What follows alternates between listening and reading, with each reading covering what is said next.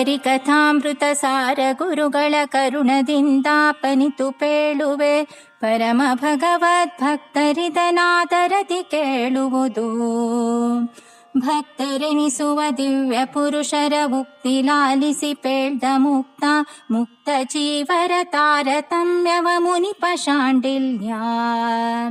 ಸ್ಥಾವರರ ನೋಡಲ್ಕೆ ತೃಣಕೃಮಿ ಜೀವರುತ್ತಮ ಕ್ರಿಮಿಗಳಿಂದಲೇ ಆವಿಗೋ ಗಜ ವ್ಯಾಘ್ರ ಸಿಂಹಗಳಿಂದ ಶೂದ್ರಾದಿ.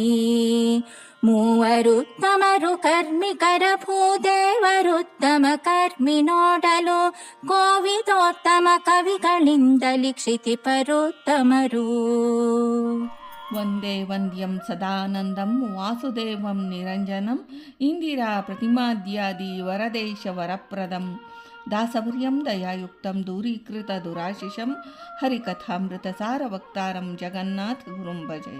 ಶ್ರೀ ಹರಿಕಥಾಮೃತ ಸಾರ ಆರೋಹಣ ತಾರತಮ್ಯ ಸಂಧಿ ಪದ್ಯ 1. ಭಕ್ತರೆನಿಸುವ ದಿವ್ಯ ಪುರುಷರ ಎಂಬ ಪೀಠಿಕೆ.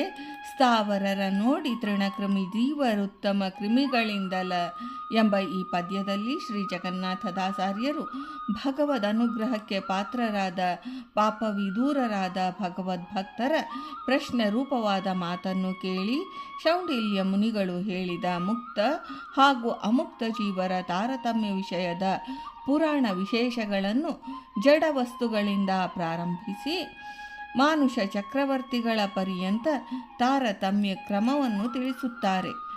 ಪಾಪಜನ್ಮ ಮುಕ್ತರಾದ ದಿವ್ಯ ಪುರುಷರು ಪ್ರಶ್ನೆ ಮಾಡಿದಾಗ ಅವರ ಉಕ್ತಿಯನ್ನು ಲಾಲಿಸಿ ಮುಕ್ತಾಮುಕ್ತ ಜೀವರಲ್ಲೂ ತಾರತಮ್ಯ ಉಂಟೆಂದು ಶಾಂಡಿಲ್ಯ ಋಷಿಗಳು ಹೇಳಿದ ವಾಯುಪುರಾಣದ ವಿಷಯವನ್ನು ಯಥಾಶಕ್ತಿ ಗುರುಗಳ ಕೃಪೆಯಿಂದ ಹೇಳುವುದನ್ನು ನಿರಾತರ ಭಾಗವತೋತ್ತಮರು ಆಧರಿಸಿ ಕೇಳಬೇಕೆಂದು ಪೀಠಿಕೆ ರೂಪದಲ್ಲಿ ತಿಳಿಸುತ್ತಾರೆ. ಶಾಂಡಿಲ್ಯರು ಕಶ್ಯಪ ವಂಶದ ಒಬ್ಬ ಮಹರ್ಷಿ ಅಗ್ನಿ.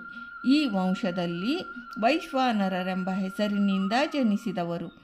ಇವರು ಬರೆದ ಗ್ರಂಥ ಶಾಂಡಿಲ್ಯ ತತ್ವ. ಶ್ರೀ ಪರಮಾತ್ಮನಿಂದ ಸೃಷ್ಟವಾದ ಪದಾರ್ಥಗಳು 2 ಪ್ರಕಾರಗಳು. 1 ಶುದ್ಧ ಜಡಗಳು ಮತ್ತು ಚೇತನಗಳು. ಚೇತನ ವರ್ಗದಲ್ಲಿ ಪುನಃ 2 ಪ್ರಭೇದಗಳು, ಸ್ಥಾವರರು ಮತ್ತು ಜಂಗಮರು.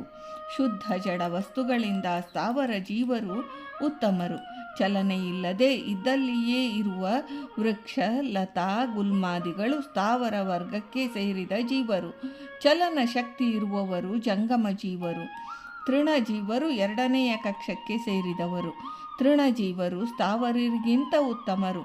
3ನೆಯ ಕಕ್ಷಾಪನ್ನರಾದ ಕ್ರಿಮಿಜೀವರು ತಾರತಮ್ಯದಲ್ಲಿ ತೃಣಜೀವರಿಗಿಂತ ಉತ್ತಮರು. ಮೇಕೆ ಆಡು ಇತ್ಯಾದಿ ಜೀವರು ಅಜಜೀವರು. 4ನೆಯ ಕಕ್ಷಕ್ಕೆ ಸೇರಿದವರು ಕ್ರಿಮಜೀವರಿಗಿಂತ ಉತ್ತಮರು.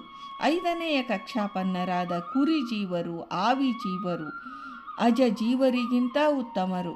6ನೆಯ ಕಕ್ಷೆಗೆ ಸೇರಿದ ಗೋಜೀವರು ಆವಿಜೀವರಿಗಿಂತ ಉತ್ತಮರು. ಗಜಜೀವರು 7ನೆಯ ಕಕ್ಷಾಪನ್ನರು ಗೋಜೀವರಿಗಿಂತ ಉತ್ತಮರು. 8ನೆಯ ಕಕ್ಷಕ್ಕೆ ಸೇರಿದ ವ್ಯಾಘ್ರಜೀವರು ಗಜಜೀವರಿಗಿಂತ ಉತ್ತಮರು. ಸಿಂಹಜೀವರು 9ನೆಯ ಕಕ್ಷಾಪನ್ನರು ವ್ಯಾಘ್ರಜೀವರಿಗಿಂತ ಉತ್ತಮರು. ಚಾತುರ್ವರ್ಣಗತರಾದವರಲ್ಲಿ ಶೂದ್ರವರ್ಣಕ್ಕೆ ಸೇರಿದ ಜೀವರು 10ನೆಯ ಕಕ್ಷ ಸಿಂಹಜೀವರುಗಳಿಗಿಂತ ಉತ್ತಮರು. 3ನೆಯ ವರ್ಣಕ್ಕೆ ಸೇರಿದ ವೈಶ್ಯವರ್ಣ ಜೀವರು ಶೂದ್ರವರ್ಣಗತ ಜೀವರಿಗಿಂತ ಉತ್ತಮರು.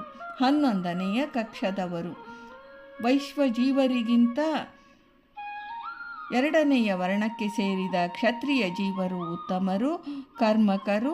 12ನೆಯ ಕಕ್ಷದವರು ಕ್ಷತ್ರಿಯ ಜೀವರಿಗಿಂತ ಸತ್ಕರ್ಮಾನುಷ್ಠಾನರತರಾದ ಬ್ರಾಹ್ಮಣ ಜೀವರು ಭೂದೇವರು ಉತ್ತಮರು. 13ನೇ ಕಕ್ಷದವರು 14ನೆಯ ಕಕ್ಷಕ್ಕೆ ಸೇರಿದ ಜ್ಞಾನ ಪ್ರಚುರರಾದ ವಿಪ್ರೋತ್ತಮರು ಕೋವಿದೋತ್ತಮರು. ಕೇವಲ ಕರ್ಮಾಸಕ್ತರಾದ ಬ್ರಾಹ್ಮಣರಿಗಿಂತ ಉತ್ತಮರು. 15ನೆಯ ಕಕ್ಷಾಪನ್ನರಾದ ಮಾನುಷ ಚಕ್ರವರ್ತಿಗಳು ಕ್ಷಿತಿಪರು. ಜ್ಞಾನ ಪ್ರಚುರರಾದ ಬ್ರಾಹ್ಮಣ ಜೀವರುಗಳಿಗಿಂತ ಕವಿಗಳಿಂದಲೇ ಉತ್ತಮರು. ಒಟ್ಟು ತಾರತಮ್ಯ ಕ್ರಮ ಹೀಗಿದೆ. ಶುದ್ಧ ಜಡಗಳು ಸ್ಥಾವರ ಜೀವರು, ತೃಣಜೀವರು, ಕ್ರಿಮಿಜೀವರು, ಅಜ, ಆವಿ, ಗೋ, ಗಜ, ವ್ಯಾಘ್ರ, ಸಿಂಹಜೀವರು, ಶೂದ್ರಜೀವರು, ವೈಶ್ಯಜೀವರು, ಕ್ಷತ್ರಿಯ ಜೀವರು, ಕರ್ಮಠರಾದ ಬ್ರಾಹ್ಮಣರು, ಜ್ಞಾನ ಪ್ರಚುರರಾದ ವಿಪ್ರರು, ಮಾನುಷ ಚಕ್ರವರ್ತಿಗಳು ಎಂದು ಶ್ರೀ ಜಗನ್ನಾಥದಾಸರು ಈ ಪದ್ಯದಲ್ಲಿ ತಿಳಿಸಿದ್ದಾರೆ. ಭಾರತೀ ರಮಣ ಮುಖ್ಯ ಪ್ರಾಣಾಂತರ್ಗತ ವೃಂದಾವನ ವಿಹಾರಿ ಶ್ರೀಕೃಷ್ಣಾರ್ಪಣಮಸ್ತು.